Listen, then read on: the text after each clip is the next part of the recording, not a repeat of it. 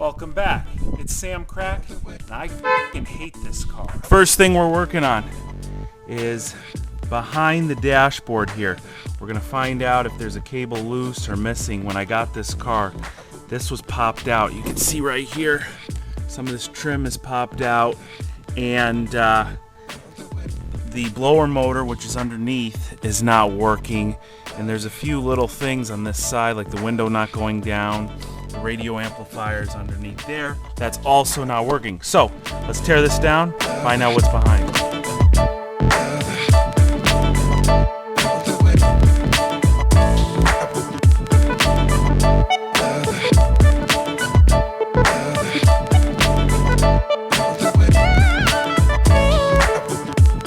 All right, 12 box came out fairly easily.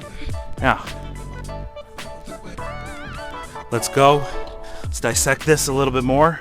Blower motor should be right here. I'm gonna take it apart and find out if there's anything wrong with the wiring or any of the modules back here.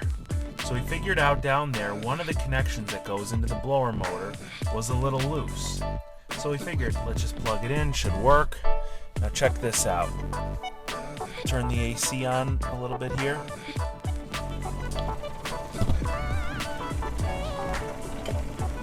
You hear that? Now look, we'll turn it higher.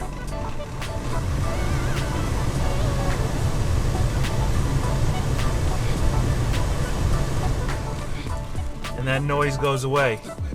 But when you turn it anything lower than max, you get that noise.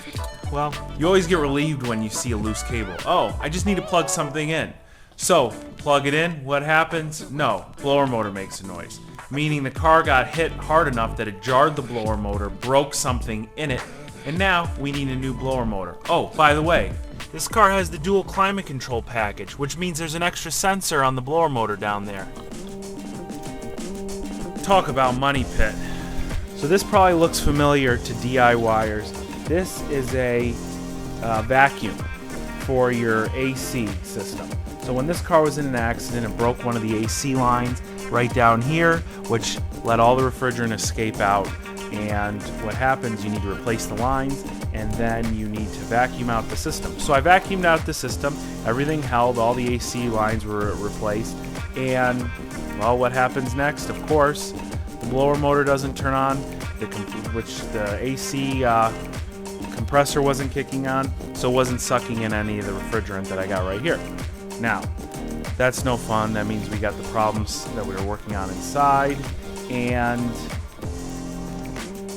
it leads to more problems. But anyway, you see this is here. I just want to show you a few more known issues.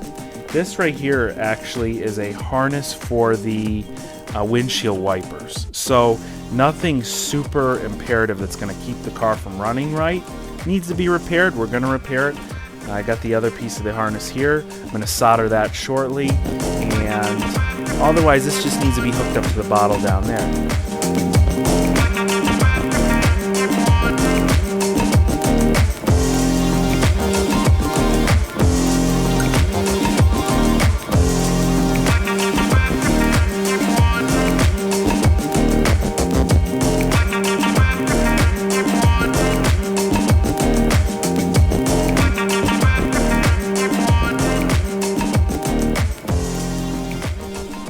Everything here was replaced. This apron that holds the fender on was replaced on this car. You could see right here, this is covering it. And we have little clips that secure this in place. And if you see this burn mark, see where this piece was cut out and welded. That's how crazy you can get repairing these cars when it comes to welding on pieces of other cars. That's what they call them, donor cars. It's literally like performing an operation on your car. Over here, the airbox was cracked, so I replaced it. And this battery I had to replace. Otherwise, in the engine bay, the engine runs pretty good. So let me start it up for you real quick.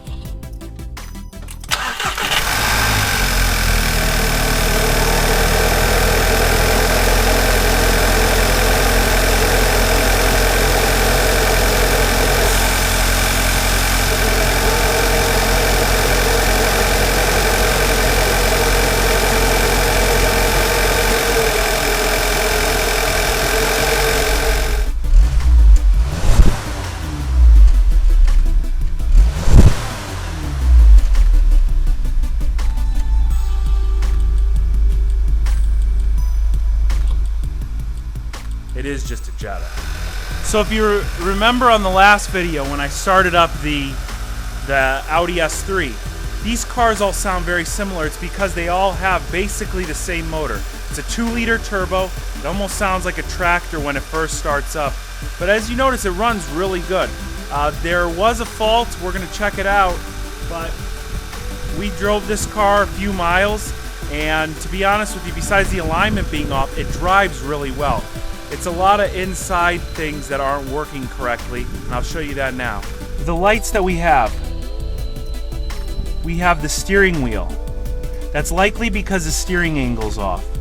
The front corner had the entire suspension replaced, and so the car's out of alignment. When you drive it and you keep the wheel straight, it goes off to one side. So that's likely why that's on. That's the windshield washer fluid. That's an easy fix. Once we put in the reservoir and fill it with fluid, that's going away. The airbag light is one that I'm puzzled by because we did replace the airbag here. There's a brand new airbag, and even the horns work.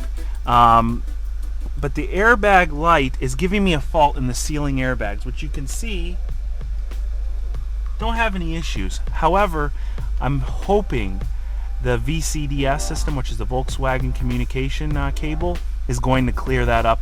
We're going to find out. It might not. I did order replacement airbags in the ceiling. Why? I don't know. They should be fine. They're there. You can see them if you kind of go behind here. I don't want to take this out too much because tucking the headliner back in is a pain.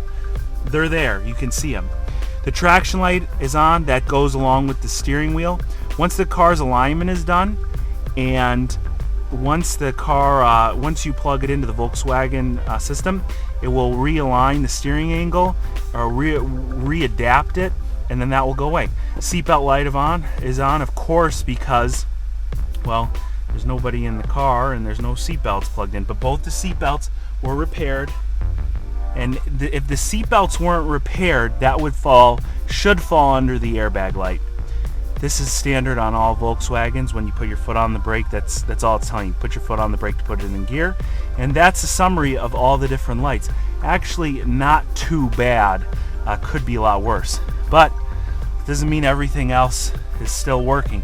This radio turns on, switches channels, but you can see I'm turning it up and down. Nothing's coming out of the speakers. So we got a problem with the radio not working. This car has an amplifier. Could be the amplifier, could be something else. These power seats, they don't move. I am hoping that is because they need to be reprogrammed after repairing the airbag.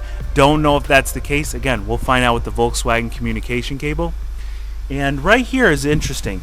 This window works. The rear window works. However, when I do the opposite side of the car, neither one of those work. Now, let's walk over to that side of the car. Let's check this out. Now, if I move this, no joke, this switch was working 30 seconds ago, and it does that. Intermittently, it goes in and out. So we're going to have to take this door panel back off and figure out what's wrong. Maybe something electrical behind it. The fact that it works intermittently tells me that there's obviously something wrong with either the switch or something electrical in the door that's isolated. And we come back here. Let's try this one. Yeah, doesn't work either. No. So I wish I could tell you that is everything wrong with the Money Pit Jetta. But anybody that's ever worked on a car like this knows that once you start going and fixing many things, more things pop up. So right now we're going to start fixing things one by one and see what we can do. So in the next video, got my Volkswagen communication cable. This is a proprietary cable. We're going to scan everything, see if we can't fix a few things with this. Oh, and I'll be announcing a giveaway. So stay tuned and keep watching the channel. Please like and subscribe below if you haven't already. And please make sure to hit the announcements button so you know when a new video comes out. Thanks for watching. Talk to you next time.